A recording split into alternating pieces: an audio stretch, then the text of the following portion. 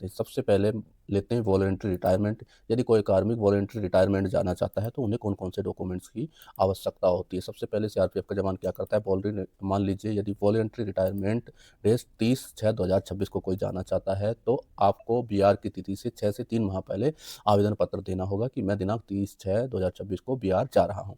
उसके बाद आपके संबंधित कार्यालय द्वारा 3 से 4 माह पहले आपका वॉलंटरी रिटायरमेंट का कार्यालय आदेश या नोटिफिकेशन जारी कर दिया जाएगा।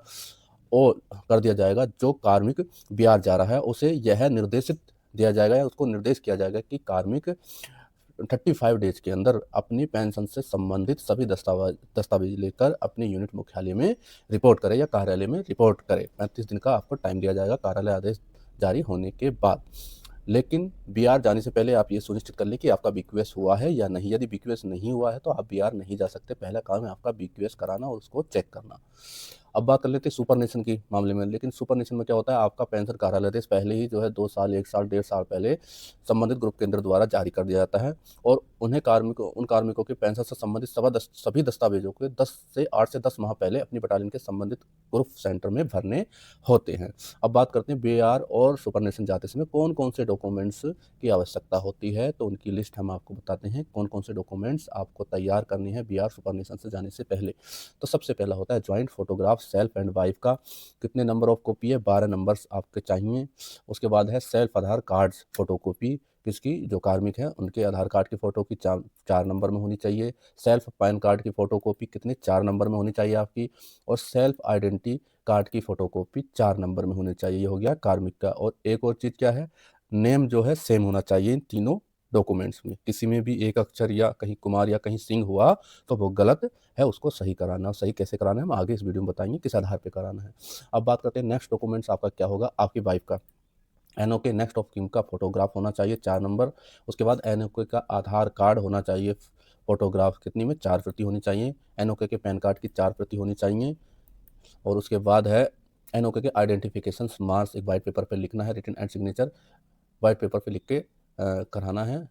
वो भी 4 नंबर होना, 4 कॉपी होनी चाहिए। और इनमें सब में नाम क्या होना चाहिए, वाइफ का सेम होना चाहिए। कुमारी है तो चारों में कुमारी होना चाहिए, ऐसा नहीं कहीं देवी कहीं कुमारी या कोई और अक्षर नाम का गलत है। अब बात कर लेते हैं कि बच्चों के कौन कौन से डॉक्यूमेंट्स आपको तैयार करने हैं बिहार जाने से पहले। सबसे पहले है children date of birth proof.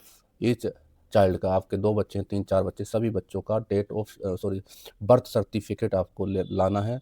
कितने में, एक 4-4 कॉपी। अगर मान लो 2 बच्चे हैं तो दोनों का अलग अलग 4-4 कॉपी फोटोकॉपी लाना है। और उनका नेम तो लगभग सेम होता है, उनका भी नेम सेम होना चाहिए। हालांकि डेथ क्या बोलते हैं, बर्थ सर्टिफिकेट की ही आवश्यकता होती है। और चिल्ड्रन के फोटोग्राफ्स ईच चाइल्ड, अगर 2 बच्चे 3 बच्चे हैं तो एक एक बच्चे के 4-4 फोटो आपको लाने हैं। उसके बाद आता है जो कार्यालय से संबंधित दस्तावेज आपको इकट्ठे करने हैं क्या, हाँ, latest nomination form duly attested by gazetted officer. ये आप पूरा फॉर्म भरेंगे 2 कॉपी में। 2 कॉपी में फॉर्म भरना है आपको। जो लेटेस्ट नॉमिनेशन फॉर्म है पूरे परिवार का विवरण देना है और अपने उस हिसाब से अटेस्टेड कराना है 2 नॉमिनेशन फॉर्म भर के। और नेम सेम होना चाहिए जो आपके दस्तावेजों में है, नाम में गड़बड़ी बिल्कुल नहीं होनी चाहिए, नहीं तो आपको पेंशन जाने में दिक्कत हो सकती है। अब बात करते हैं नेक्स्ट ज्वाइंट पासबुक, जो कि कार्मिक और कार्मिक की वाइफ की होती है। उसके 4 प्रतिलिपि होनी चाहिए। नेक्स्ट है ज्वाइंट चेकबुक, उसकी चेकबुक होगी। चेकबुक 4 आपके चेकबुक होनी चाहिए। कैंसिल करके आप 4 चेकबुक ला सकते हैं, फोटो कॉपी लाएंगे तो भी चल जाएगा। अब बात करते हैं ऑफिस ऑर्डर, जो कार्यालय द्वारा बटालियन द्वारा आपका कार्यालय आदेश जारी किया गया है, उसकी 4 फोटोकॉपी आपको लेकर रखना है। विजिलेंस इंटीग्रिटी सर्टिफिकेट 4 कॉपी में होना चाहिए। विजिलेंस इंटीग्रिटी सर्टिफिकेट जो है ये पहले आपका कंपनी कमांडर साइन करके देगा। विजिलेंस सर्टिफिकेट और नो ड्यूज सर्टिफिकेट और नो डिमांड सर्टिफिकेट, ये आपके कोई कमांडर साइन करेंगे। उसके आधार पर फिर बटालियन मुख्यालय में जैसे ही आप ये दस्तावेज देंगे फिर सीओ सर आपके ये सर्टिफिकेट बना के देंगे, जिनको आपको बाद में जीसी ले जाना है। तो ये आपके 4-4 कॉपी में होने चाहिए, no dues no demand certificate. अब ये सारे दस्तावेज लेकर उनको इकट्ठे करके आपको क्या करना है, all documents must be clear, साफ साफ होनी चाहिए, रीडेबल होनी चाहिए and properly attested where required by OC. आपका जो भी कंपनी कमांडर है उनसे प्रॉपरली अटेस्टेड कराएं, कहीं भी कुछ छूटना नहीं चाहिए। अब ये आपके डॉक्यूमेंट्स तैयार हो गए। अब इनको आप लेकर आ जाते हैं बटालियन हेडक्वार्टर में। अब बात कर लेते हैं कि आपका नाम गलत है या आपकी पत्नी का नाम गलत है, तो एक जैसा नाम नहीं है तीनों दस्तावेजों में, तो आपको क्या करना है। मान लीजिए आपका है, कहीं किसी दस्तावेज में कुमार है तो किसी में सिंह है, या किसी में कुछ और टाइटल है, या एक अक्षर भी आगे पीछे है, कुछ गड़बड़ है। वाइफ के नाम में वाइफ का नाम कहीं देवी है तो कहीं कुमारी है, तो आपको क्या करना है, चलिए, सबसे पहले सीआरपीएफ प्रश्न, यदि आपका नाम ही गलत है तो आपको क्या करना है? अब आपको सभी दस्तावेज़ों में अपना सही नाम कराना है। तो आप कन्फ्यूज़ हो जाते हैं कि अपना और या पत्नी का नाम किस दस्तावेज़ के आधार पर सही कराएँ। मैं या मेरी पत्नी, मतलब कार्मिक की पत्नी का नाम सीआरपीएफ के, सबसे बड़ी दिक्कत तो सीआरपीएफ के पैच डाटा में नाम कुछ और होता है, सीआरपीएफ के रिकॉर्ड में कुछ और होता है, आधार कार्ड में कुछ और होता है, पैन कार्ड में कुछ और होता है, सर्टिफ़िकेट में कुछ और होता है। तो आपको कन्फ्यूज़न होता है कि अब किस आधार पर हमें अपना नाम सही कराना है। तो मान लीजिए अब करवाना है, आधार कार्ड के अनुसार करवाना है, तो इसका सीधा-सा समाधान मैं बता देता हूँ।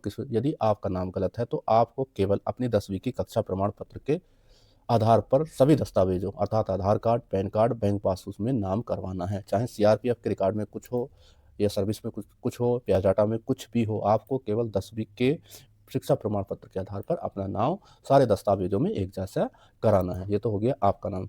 अब बात करते हैं, यदि आपकी वाइफ़ का नाम कहीं गलत है, तो वाइफ़ का नाम भी 10वीं का क्लास का शिक्षा प्रमाण पत्र होना चाहिए, उसके आधार पर सही करा लेना है। अगर वो भी नहीं है, तो आपको क्या करना है, आधार कार्ड होगा वाइफ़ का, आधार कार्ड के अनुसार सभी में नाम एक जैसा कराना है। पत्नी का किसमें, आधार कार्ड के अनुसार, पैन कार्ड में और बैंक पासबुक में सभी में एक जैसा करा लेना है।